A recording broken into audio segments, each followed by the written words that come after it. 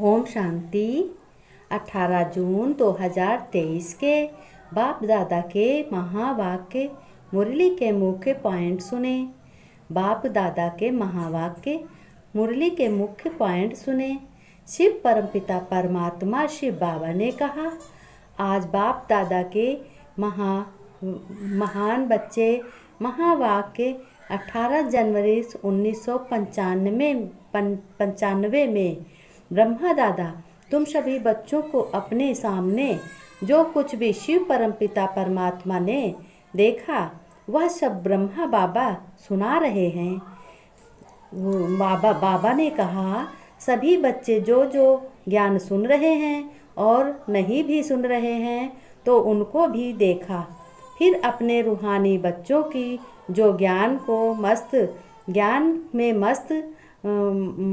मस्ती मना रहे हो और होकर सुन रहे हो, उनको देखकर बोले कि बच्चे तुम ज्ञान सरोवर में डुबकी बहुत अच्छी लगा रहे हो।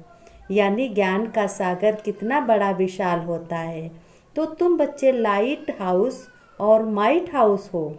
बच्चों, तुम्हारे ज्ञान का स्थान सबसे ऊंचे माउंट आबू पर बना है। तुम्हारे ज्ञान का स्थान बाबा ने बताया कि सबसे ऊंचा माउंट आबू पर स्थित है, जहां वहीं ईश्वरी विश्वविद्यालय बहुत बड़ा है।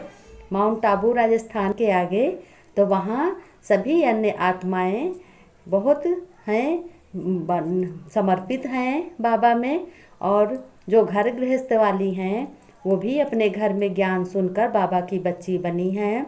तो इस ज्ञान में सभी लोग अपना भाग्य बना सकते हैं, बच्चे हों या बूढ़े हों, कोई भी कैसी भी अवस्था हो सभी को। तो वहाँ बाबा जब 18 जनवरी 1995 में ज्ञान सरोवर की स्थापना हुई थी, तब बाबा ने अपने बच्चों के जो मुंह से देखा, सम्मुख सामने देखा, तो उन्होंने बताया है। और आज भी जो बच्चे ज्ञान सुन रहे हैं, अच्छे रीत उनको पढ़ रहे हैं और खुश हैं, उनको भी देखकर 7 दिन में बाबा पूरा परिचय संडे को देते हैं। वो भी आज देखो दे रहे हैं।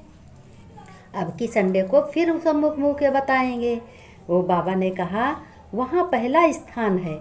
इस ज्ञान को छोटे बड़े बूढ़े से लेकर जो भी ज्ञान सुनने वाले सभी लोगों का तन मन धन ज्ञान में लगा है। बाबा ने आज बड़ी प्रशंसा की है अपने बच्चों की कि बच्चे बहुत अच्छे से ज्ञान सुन रहे हैं, घर गृहस्थ वाले भी, और बहुत अच्छी रीत से निभा रहे हैं और तन मन धन तीनों सेवाओं से कर रहे हैं। ऐसे स्नेह सहयोग और शक्ति की बूंद बूंद से सजकर सरोवर श्रेष्ठ सफलता का अपने बच्चों को मैं अनुभव और सुख यानी बच्चों को देता रहूँगा। बाबा ने कहा, ऐसे बच्चों की सफलता और श्रेष्ठ और सरोवर का किया है, आप लोगों का तुलना की है सरोवर से। सुख सभी बच्चों को मैं हमेशा देता रहूँगा। अब फिर शिव बाबा ने कहा, भले ही साधारण आत्माएं आएंगी परंतु फरिश्ते जीवन का अनुभव करके जाएंगी।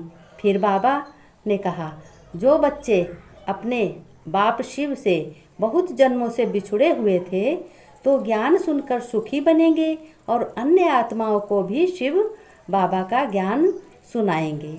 वो अगले जन्म में राज्य के अधिकारी बनेंगे। बाबा ने कहा, जो बच्चे अच्छी रीति ज्ञान को धारण करके अपने घर गृहस्थ का जीवन की पालना करते हैं और दूसरों को भी अच्छी बातें बाबा का ज्ञान सुनाते हैं, तो वो बच्चे राज्य अधिकारी बनेंगे। और फिर शिव बाबा ने कहा, परमपिता तुम्हारा बड़ा बाप ने भी बच्चों पर 7 जन्म लिया है। बाबा ने कहा, मैंने भी बच्चों तुम्हारे साथ जन्म लिया है। जब तुमने जन्म लिया तो मैं भी तुम्हारे साथ जन्म लिया है। तो बच्चों के साथ ही रहेंगे और साथ साथ चलेंगे। और फिर सतयुग नई दुनिया में हमें आराम देंगे। बच्चे भाग संभालेंगे। फिर बाबा ने कहा कि सतयुग नई दुनिया में हम बच्चों के साथ साथ नई दुनिया तक चलेंगे। जब तक बच्चे समझदार होशियार नई दुनिया के लायक, सतयुग की दुनिया के लायक नहीं बन जाएंगे, तब तक हम उनका संभालते रहेंगे और संभालते रहेंगे, संभालूंगा हमेशा। फिर बाद में मैं बैठकर आराम करूंगा। जब बच्चे हमारे सब आगे हो जाएंगे, सब काम करेंगे, तो मैं आराम करूंगा, बच्चे हमें आराम देंगे। फिर बाबा ने कहा यह नशा बच्चों रहना चाहिए कि हम सब ऊंचे से ऊंचे विशेष बाबा के बच्चे हैं। फिर लास्ट में बाबा ने कहा हर एक बच्चे को ज्ञान सुनकर अपने सामने अपने ही भविष्य का वो दृश्य, स्वर्ग का सुंदर रूप, शरीर, स्वस्थ शरीर, श्रेष्ठ आत्मा दिखाई देना चाहिए। बाबा ने कहा अपने को अपना ही देखें कि मैं कितना सुंदर, किसी से बोलना नहीं, अपने में देखें मैं कितना श्रेष्ठ हो गया हूँ। फिर शिव परमपिता ने कहा मेरे बच्चों, मैं देख रहा हूँ तुम सभी ज्ञान सुनने वालों को शिव पिता से कितनी मोहब्बत है। मोहब्बत में मेहनत का कोई असर नहीं होता है। बाबा बहुत आज प्रशंसा कर रहे हैं। 7 दिनों तक जो भी बच्चे करते हैं, मन में सोचते हैं, वो सब बाबा देखते रहते हैं। फिर ब्रह्मा के मुख द्वारा बाबा सबको बताते हैं। तुम बच्चों को हर रविवार को सप्ताह में मैं तुम्हारे लेखा जोखा की लिस्ट खोल कर सुनाता हूँ तुमको। अब तुम बच्चे बहुत मास्टर ज्ञान सागर बन गए हो। बाबा ने कहा अब तो हमारे बच्चे मास्टर ज्ञान सागर बन गए हैं। अब तो जगह जगह पर हम शिव परम पिता अपने पिता का परिचय बता रहे हैं। बाबा ने बच्चों से पूछा फिर कि तुम्हारा शिव परम पिता तुम्हारे साथ है कि नहीं। आज बाबा ने ये भी बात पूछी है, क्या तुम्हारे साथ, तुम्हें ऐसा लगता है तुम्हारा परम पिता तुम्हारे साथ है कि नहीं। मैंने बच्चों जब से तुमसे ज्ञान सुना, तुमने ज्ञान सुना, और बाबा ने कहा जब से तुमने बच्चों ज्ञान सुना और मेरे बच्चे बने, मैं तुम्हारे साथ हूँ और साथ चलूँगा। मेरा तुम्हारे साथ रहूँगा, हमेशा तुम्हारे साथ रहूँगा। तुम्हारे साथ रहकर सभी शुभ कर्मों को तुम्हारे साथ रहकर कराऊँगा। तुम्हारा हाथ बटाऊँगा, तुम्हें थकने नहीं दूंगा। आज बाबा बड़ी रहम, बहुत दया करके बच्चों पे बता रहे। किसी बच्चे ने बहुत ज़्यादा बाबा को याद किया है और बहुत याद कर रहे हैं।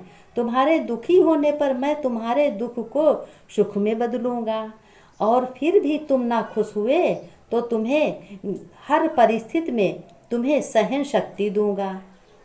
कितना बाबा आज बहुत रहम कर रहे हैं। रहम दिल है ना परमपिता परमात्मा शिव बाबा, मेरा रहम दिल है। वो सबसे बड़ा बाप है, उनके जैसा कोई नहीं बन सकता, ना उनके जैसा कोई कर सकता। ये मनुष्य की तो तुलना ही नहीं है।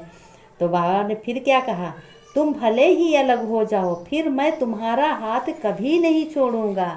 मेरे बच्चे, प्यारे बच्चे, रूहानी बच्चे, तुम जैसा कोई भाग्यवान व श्रेष्ठ कोई नहीं है। प्यारे बच्चे, आज बाबा ने बहुत कुछ बच्चों को बताया है और आज बच्चों की बहुत ही प्रशंसा की है कि हमारे प्यारे बच्चे, रूहानी बच्चे, मैं तुम्हारे साथ रहूँगा, हमेशा रहूँगा। दुख सुख में तुमको सहन शक्ति दूँगा।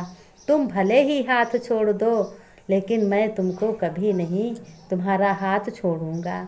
भला बताओ, ऐसे शिव परमपिता परमात्मा भगवान के बच्चे, उन पे कौन कहेगा, कोई नहीं भगवान के सिवा कहे, वही सबसे बड़ा बाप है। अब ये बताओ, ऐसे बच्चे हों, ऐसा बाप हो तो बच्चे कितना याद करेंगे। ऐसे बाप तो बहुत ही प्यार करना चाहिए। ऐसे बाप का हाथ कभी नहीं